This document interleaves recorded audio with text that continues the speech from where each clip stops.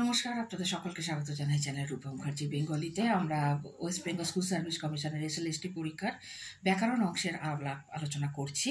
আজকে আমাদের বিষয় ব্যাকরণেরই ভাষা, উপভাষা তৎসম্বন্ধীয় বিভিন্ন প্রশ্ন উত্তর। চলুন তাহলে শুরু করা যাক সময় নষ্ট না করে। তবে তার আগে আপনাদের কাছে অনুরোধ, ভিডিওটি ভালো লাগলে অবশ্যই লাইক, শেয়ার, কমেন্টস করবেন, চ্যানেল সাবস্ক্রাইব করে পাশে থাকবেন। ভাষার সংজ্ঞা দিন। মানুষের কণ্ঠোচ্চারিত বহুজনবদ্ধ ও অর্থপূর্ণ ধ্বনি সমষ্টিকে ভাষা বলে। ভাষার মৌলিক বৈশিষ্ট্যগুলি কী কী? ভাষার মৌলিক বৈশিষ্ট্যগুলি হলো: 1. ভাষা হবে অর্থযুক্ত ধ্বনি সমষ্টি। 2.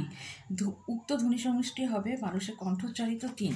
ধ্বনি সমষ্টি যে অর্থ ইঙ্গিত করবে তা হবে সর্বজনবোধ্য। উপভাষা কাকে বলে? কোনো ভাষা সম্প্রদায়ের অন্তর্গত ক্ষুদ্র ক্ষুদ্র অঞ্চলে প্রচলিত ভাষাকে বলা হয় উপভাষা। বাংলার কোন কোন ভৌগোলিক উপভাষা বর্তমান? বাংলা ভাষায় 5 ধরনের ভৌগোলিক উপভাষা বর্তমান: রাঢ়ী, ঝাড়খণ্ডী, বরেন্দ্রী, কামরূপী, বঙ্গালী।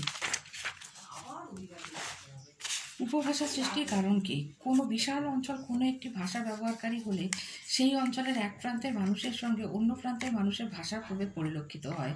এই প্রভেদ বা পরিবর্তনকে উপভাষা বলে। একই ভাষাগোষ্ঠীর বিস্তৃত কারণে একই ভাষাভাষীর পারস্পরিক অংশের বোধগম্যতা হারিয়ে গেলে উপভাষার সৃষ্টি হয়। এই সংজ্ঞাগুলি অত্যন্ত গুরুত্বপূর্ণ।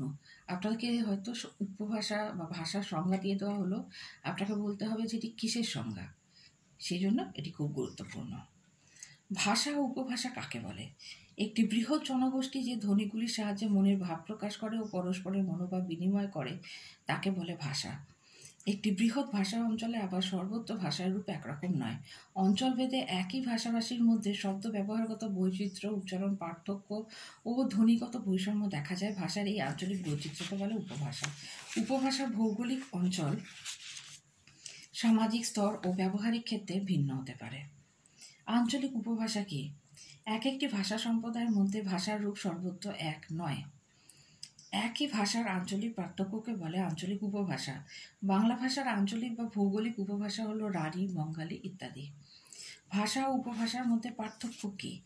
এক ভাষাভাষী এলাকার অন্তর্ভুক্ত একাধিক অঞ্চলের ভাষার আঞ্চলিক রূপের মধ্যে যতক্ষণ পারস্পরিক বোধগম্যতা থাকে ততক্ষণ ওই অঞ্চলের রূপগুলিকে একই ভাষার উপভাষা বলে গণ্য করা হয়। আর আঞ্চলিক রূপগুলি পৃথক হতে হতে এই বোধগম্যতা হারালে উপভাষা পৃথক ভাষার মর্যাদা পায়। লেখ্য ও কথ্য উপভাষা কাকে বলে? উপভাষা দু রকমের হতে পারে, লেখ্য ও কথ্য। যে ভাষার উচ্চারণে চিন্তা, কল্পনা বা অনুভূতি প্রবেশ করা হয় তা মুখের ভাষার চেয়ে অপেক্ষাকৃত মার্জিত, পরিকল্পিত ও বিন্যস্ত। আর মুখের ভাষা দৈনন্দিন জীবনে নিত্য ব্যবহারের উপযোগী, তাই কিছুটা অপরিমার্জিত, অবিন্যস্ত, সর্বদা সুসজ্জিত নয়। মার্জিত ও লেখার ভাষা লেখ্য ও মুখের ভাষা কথ্য উপভাষা নামে চিহ্নিত। গদ্য ও পদ্য উপভাষা কি? লেখা বা সাহিত্যিক উপভাষা দুরকম হতে পারে, গদ্য উপভাষা ও পদ্য উপভাষা। গদ্য উপভাষা হতে পারে সাধু বা চলিত, পদ্য উপভাষা সাধু চলিত ছাড়াও হতে পারে মিশ্র। কেন্দ্রীয় উপভাষা কি? কোনো ভাষার উপভাষাগুলির মধ্যে একটি যদি রাজনৈতিক, অর্থনৈতিক বা সাংস্কৃতিক কারণে অন্য উপভাষাগুলির চেয়ে বেশি গুরুত্ব পায় তবে সেই উপভাষাটি কেন্দ্রীয় উপভাষা হয়ে ওঠে। এই কেন্দ্রীয় উপভাষা অন্যান্য উপভাষার কিছু কিছু উপাদান গ্রহণ করে সর্বজন মান্য রূপ পায়। এই মান্য উপভাষা আদর্শ কথ্য ভাষা বলে বিবেচিত হয়। সাহিত্যিক উপভাষা কি? অঞ্চল বা শ্রেণীভেদে গড়ে ওঠা মৌখিক ভাষার মতো সাহিত্যে ব্যবহারের জন্য গড়ে ওঠে ভাষার এক বিশেষ রূপ। সাহিত্যে ব্যবহার্য ভাষার এই বিশেষ রূপটিকে বলা হয় সাহিত্যিক উপভাষা। এটি গড়ে ওঠে ধারাবাহিক সাহিত্য চর্চার মাধ্যমে। সাধু ও চলিত ভাষা কি? বাংলা কথ্য ভাষাকে আশ্রয় করে দুটি সাহিত্যিক উপভাষা গড়ে উঠেছে, একটি সাধু, অন্যটি চলিত। এই সাধু ভাষা অপেক্ষাকৃত প্রাচীন এবং দীর্ঘকাল। এটি ছিল গদ্য সাহিত্য চর্চার প্রধান মাধ্যম। আর চলিত ভাষা আদর্শ কথ্য ভাষা ভিত্তিতে গড়ে ওঠা মান্য বা শিষ্ট ভাষা। রাঢ়ী উপভাষার ধ্বনিতাত্ত্বিক বৈশিষ্ট্য উল্লেখ করো। ওকার প্রবণতা, স্বরসংগতি, অভিশ্রুতি, অল্প প্রাণী ভবন, নাসিক্যী ভবন ও শতনাসিক্যী ভবন, ঘোষী ভবন, দ্বিমাত্রিকতা এবং ল এর ন পরিণতি, ল এর দন্তের নয় পরিণতি। এইগুলি হলো রাঢ়ী উপভাষার ধ্বনিতাত্ত্বিক বৈশিষ্ট্য। রাঢ়ী উপভাষার রূপতাত্ত্বিক বৈশিষ্ট্য কি?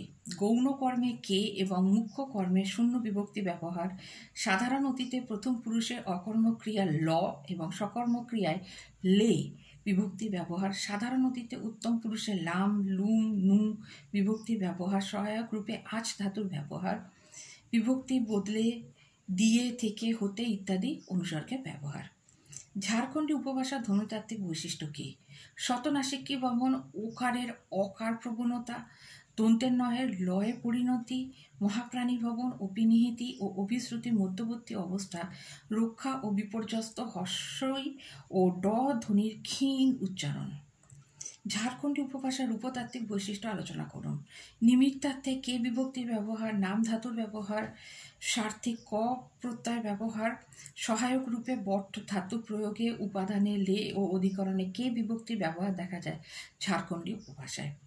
প্রাচীন ভারতীয় আর্য ভাষার রূপতাত্ত্বিক বৈশিষ্ট্য কী? প্রাচীন ভারতীয় আর্য ভাষার রূপতাত্ত্বিক বৈশিষ্ট্য হল, প্রথমত র বিভক্তি যোগের সম্বন্ধবোধের সৃষ্টি হয়েছে, যেমন রুখের তেনতালি কুম্ভীরে খায়। 2. কর্তৃকারকের শূন্য বিভক্তি ব্যবহার পাওয়া যায়, চঞ্চল চিত্ত পৈঠ কাল। 3. কর্মকারকে রে বিভক্তিও বসে, যেমন তোহর অন্তরে। 4. অধিকরণ কারকে তয়ের ব্যবহার লক্ষ্য করা যায়, যেমন চলিত মোর ঘর নাই পরবেশী। বা 5 নম্বর প্রবাদ প্রবচনের ব্যবহার পাওয়া যায়, যথা আপনা মায়ে হরিণা বৈরী।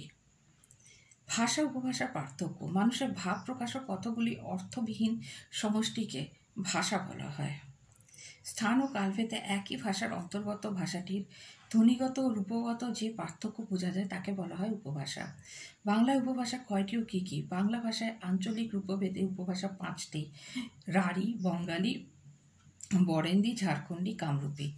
রাঢ়ী ও বঙ্গালী উপভাষা স্থানগত বিস্তৃতি লিখুন।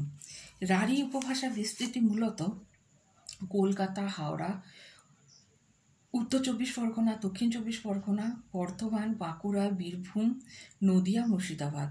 বঙ্গালী উপভাষার আঞ্চলিক বৈশিষ্ট্য হলো বা বিস্তৃতি হলো ঢাকা, ময়মনসিংহ, ফরিদপুর, বরিশাল, খুলনা। আজ আমরা আলোচনা করলাম ব্যাকরণের থেকে ভাষা ও উপভাষার কিছু প্রশ্ন উত্তর। এটি একটি বিস্তৃত চ্যাপ্টার, তাই আমরা পরের দিনকে আরও এই প্রসঙ্গে কিছু প্রশ্ন উত্তর আলোচনা করব। দেখা হচ্ছে পরের পর্বে। চ্যানেল সাবস্ক্রাইব করতে ভুলবেন না। ধন্যবাদ, নমস্কার।